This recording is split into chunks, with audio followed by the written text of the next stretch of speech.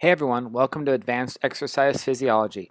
This is Chapter 23, focusing on nutrition, body composition, and performance.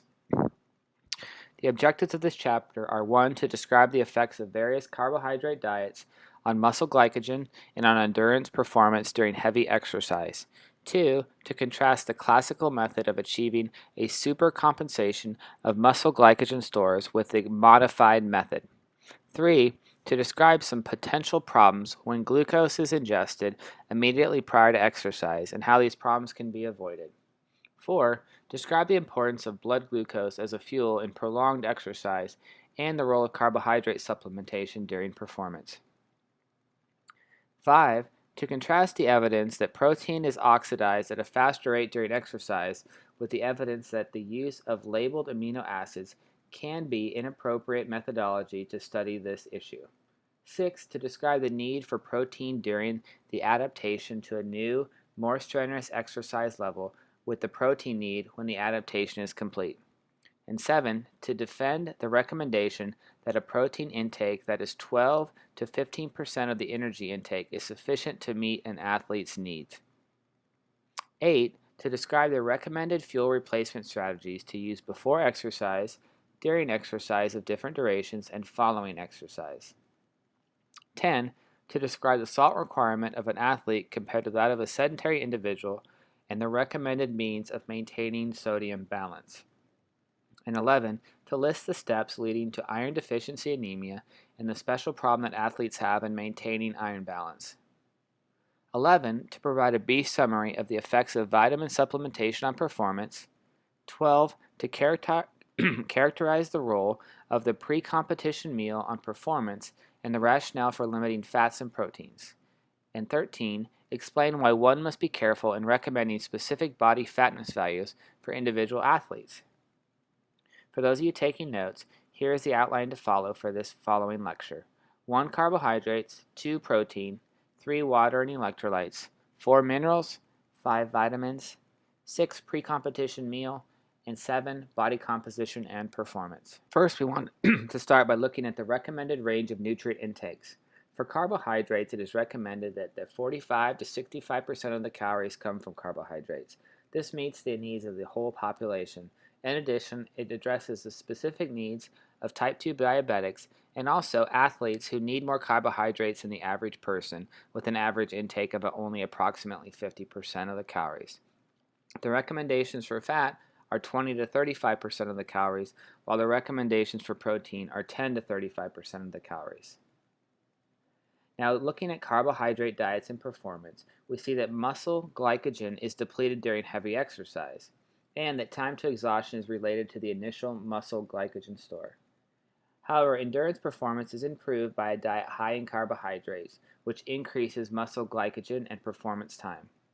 Looking at muscle glycogen loading or supercompensation, the goal is to maximize muscle glycogen in the days leading up to the event. This might also be referred to as carbo loading. Next, we have a graph looking at the effect of diet on muscle glycogen and time to exhaustion. Now, talking more specifically about the muscle glycogen supercompensation, we see that there's a classical method of prolonged strenuous exercise to deplete glycogen stores.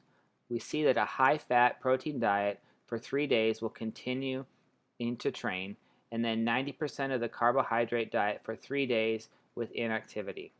There's a modified plan with tapering workouts 90 to 40 minutes over several days while eating 50% of carbohydrate diet. 2 days of 20-minute workouts while eating 70% of a carbohydrate diet, and a day of resting and eating 70% of a carbohydrate diet before the event. Both methods increase muscle glycogen to high levels, and the elevated muscle glycogen can last as long as 5 days.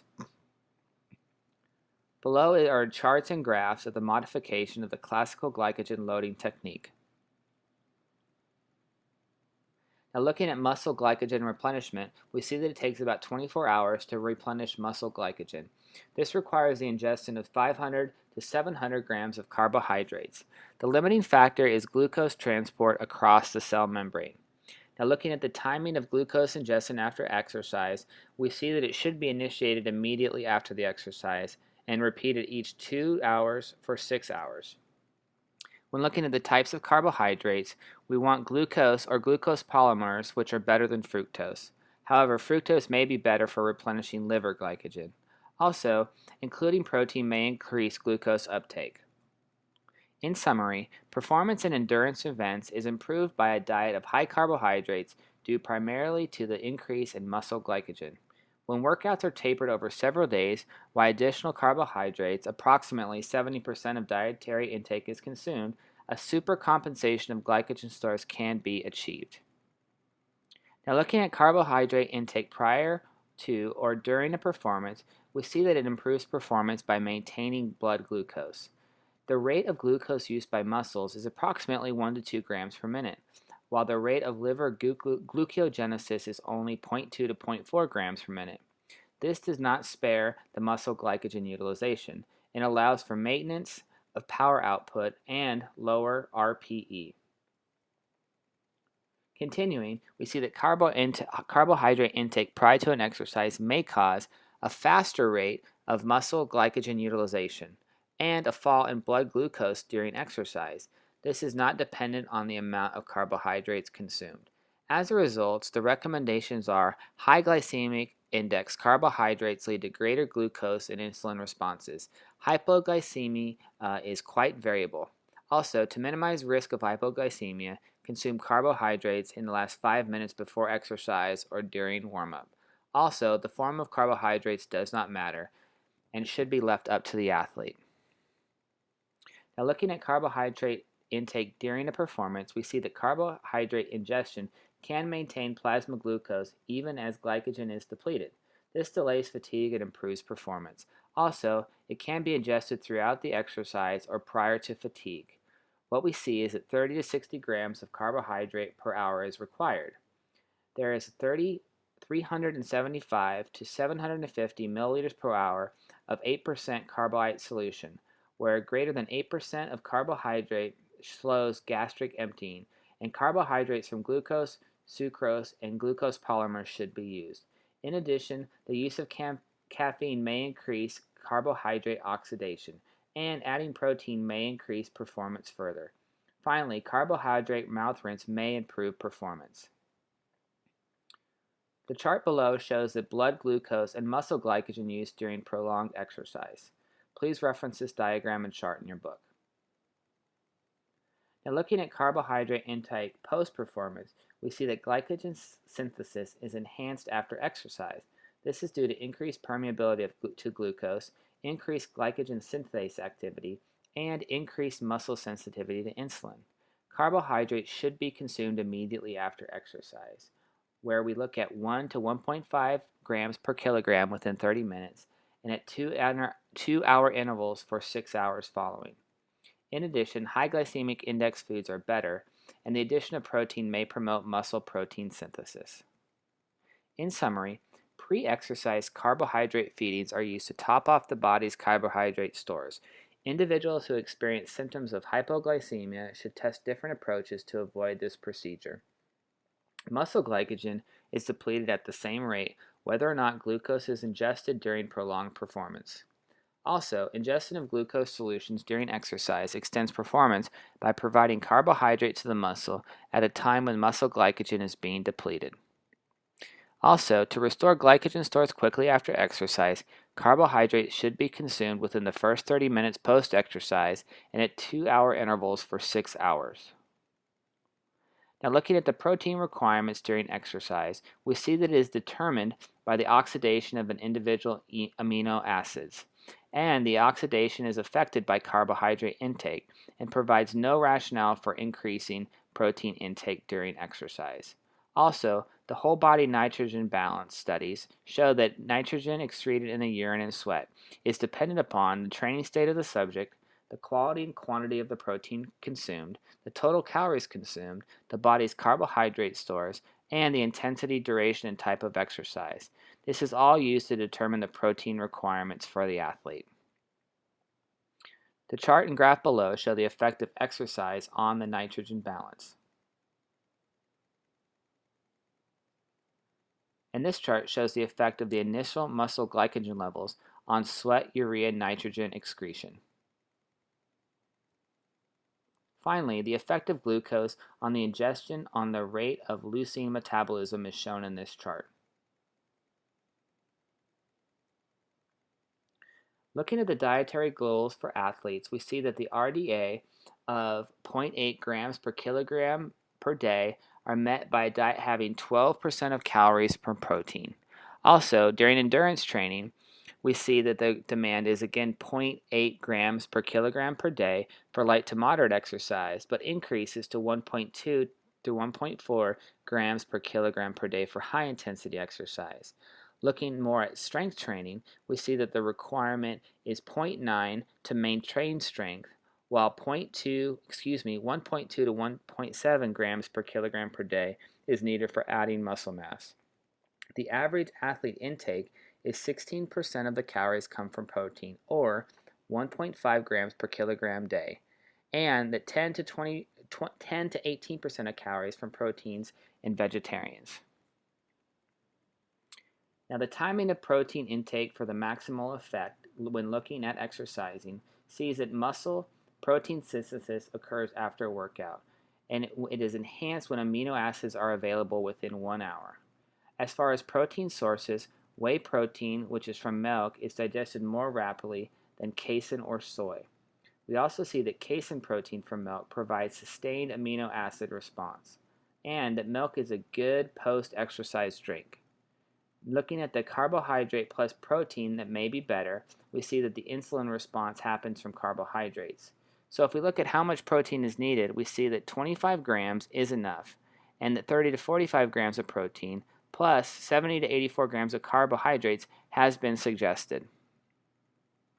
In summary, the protein requirement for those engaged in light to moderate endurance exercise is equal to the RDA of 0.8 grams per kilogram day. However, it is 1.2 to 1.4 grams per kilogram day for athletes who participate in high-intensity endurance exercises. For resistance training, the recommended range of protein intake is 1.6 to 1.7 grams per kilogram day. The bottom line is the average protein intake of an athlete exceeds 1.5 grams per kilogram day, more than enough to cover the cost of most protein requirements. Addressing fluid replacement before exercise, we see the goal is to be hydrated before you exercise. Foods and beverages consumed at all meals should be sufficient.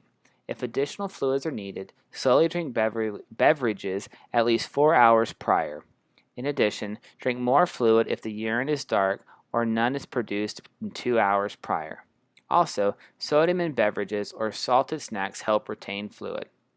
Now, looking at glycerol hyperhydration, we see that it can increase body water above normal. However, there is no clear evidence of improved performance, so it is not recommended. Now, fluid replacement during exercise, the goal is to reduce the risk of excessive dehydration, which is greater than 2% of the body's weight loss. We look at fluid replacement during exercise and it is associated with a lower heart rate, a lower body temperature, and a lower RPE. It is important for both prolonged and intermittent exercises. The following graphs show the responses to exercise within different volumes of fluid replacement. Continuing with fluid replacement during exercise, we see that athletes should estimate sweat rates. This is to measure the pre- and post-exercise body weight. Now, when looking at beverage characteristics, we see that they should be at a temperature between 15 and 21 degrees Celsius, and that they should contain 20 to 30 milliequivalents per liter of sodium and 2 to 5 milliequivalents per liter of potassium. Also, they can contain 5 to 10% carbohydrate, which is a mixture of glucose, sucrose, fructose, maltodextrin results in the greatest carbohydrate delivery. Here is a series of graphs that show the factors affecting fluid absorption from the gastrointestinal tract. Continuing on with the recommendations for water replacement, we see that in events less than 1 hour, that there should be 500 to 1,000 milliliters of water only. For events of 1 to 3 hours, we see that fluid replacement should contain 10 to 20 milliequivalents of sodium chloride and 6 to 8% of carbohydrates. 500 to 1,000 milliliters to meet the carbohydrate need, and 800 to 1,600 milliliters to meet the fluid need. In events greater than 3 hours, again, they should contain 10 to 20 milliequivalents per liter of sodium chloride as well as 6 to 8% of carbohydrates, and that 500 to 1,000 milliliters to meet the carbohydrate and fluid needs. Also, for rapid rehydration, you should have 1.5 liters of fluid for every kilogram of weight lost. This should contain 30 to 40 milliequivalents per liter of sodium chloride and 50 grams of carbohydrates per hour. Looking at salt, we see that athletes require more salt than sedentary individuals, so we must replace salt lost in sweat, and most people consume more salt than is required. However, the salt needs should be met at all meals, not by consuming salt tablets. Also, the body weight is the best test of a water-salt replacement. Constant body weight indicates adequate salt and water intake. Looking at hyponatremia, we see that this can result from dangerously low sodium concentrations where the plasma sodium is less than 135 millimolar. This is caused by rehydration with water or hyponatremic drinks during long events. This may lead to weight gain during the event as well. Recommendations are to work to minimize the risk of both hyponatremia and dehydration, to drink a matched fluid loss on a schedule, the matched fluid intake to sweat loss and thirst. Also, to consume salty foods and beverages. In summary, fluid replacement during exercise reduces the heart rate, body temperature, and perceived exertion responses to exercise, and the greater rate of fluid intake, the lower the response. Cold drinks are absorbed faster than warm drinks, and when exercise exceeds 65 to 70% of the VO2 max, gastric emptying decreases. For exercises lasting less than 1 hour, the focus is on water replacement only. When exercise duration exceeds 1 hour, however, drinks should contain sodium, chloride, and carbohydrate. Finally, salt needs are easily met at mealtime, and salt tablets are not needed. In fact, most Americans take in more salt than is required. Moving on to iron, deficiency affects the VO2 max and endurance because it is an important component of hemoglobin and cytochromes. When we look at iron deficiencies in athletes, we see that they're due to a decreased intake and a decreased intake and a decreased absorption. It is also due to an increased loss through sweat, feces, and urine. When we look at iron supplementation, we see that it rapidly restores the hematocrit and the VO2 max, as well as there's a slower increase in mitochondrial activity and endurance. Finally, increased iron intake through foods and supplements may not be indicated. Table 23.1 shows the different stages of iron deficiency. And this graph shows the recovery of various physiological capacities with iron replenishing. Now looking at vitamins, we see they are important for energy production, which also you look at the coenzymes associated with the aerobic metabolism. As far as supplementation, is not necessarily on a well-balanced diet unless clear deficiency is known. Some small athletes who consume low-energy diets may have deficiencies. However, toxicity with large doses of fat-soluble vitamins and vitamin C may occur. In summary, iron deficiency in American athletes may be related to an inadequate intake of dietary iron as well as a potentially greater loss in sweat and feces. In spite of this deficiency, athletes may absorb less than a half of what a sedentary group of anemic individuals absorbs. Iron supplementation may be recommended for female athletes as a result of an annual clinic assessment of iron status. Also, vitamin supplementation is unnecessary for an athlete on a well-balanced diet. However, for those who have a clear deficiency, supplementation is warranted. Now, when we look at the purposes of a pre-competition meal, we see that it provides adequate hydration, it provides carbohydrates to top off liver stores, they avoid the sensation of hunger, it minimizes GI tract problems, and allows the stomach to be relatively empty at the start of a competition. Nutrients in the pre-competition meal should include fluids for sufficient to maintain hydration, mostly complex carbohydrates, and you should limit simple sugars, especially fructose. It should also be low in fat and fiber, which are slowly digested, and low in protein, which contributes to acids in the blood. In addition, food should be familiar and well-liked, and liquid meal replacements can also be used. The table 23.2 shows an example of pre-competition meals. In summary, the pregame meal should provide for hydration and adequate carbohydrates to top off stores while minimizing hunger symptoms, gas, and diarrhea. Also, a variety of commercially available liquid meals are consistent with these goals. Now, looking at body fatness and performance, we see the optimal body fatness for health in males is 10 to 25%, and females is 15 to 25%. However, if we're looking at fitness, the optimal range is 5 to 15% for males and 16 to 28% for females. Now, the optimal body fatness for performance differs between men and women. It also varies within gender and sport. It is natural for some athletes to have a higher body fatness than others in order to perform optimally. This should be based on the individual's health status, not on a team average. Also, be aware of the error in the measurement of percent fat. Table 23.2 lists the percent body fat in males and female athletes. In summary, the body fat percentage consistent with excellence in performance is different from men to women and varies within gender from sport to sport. Average values should not be applied to any single individual without regard to the overall health status as seen in diet, sleep, and mental outlook. Further, it is natural for some athletes to have higher body fatness than others in order to perform optimally. This concludes the content for Chapter 23. The following are study questions to help you better understand the content. 1. What procedures would you follow to cause a supercompensation of muscle glycogen? 2. What factors should women attend to enhance glycogen loading?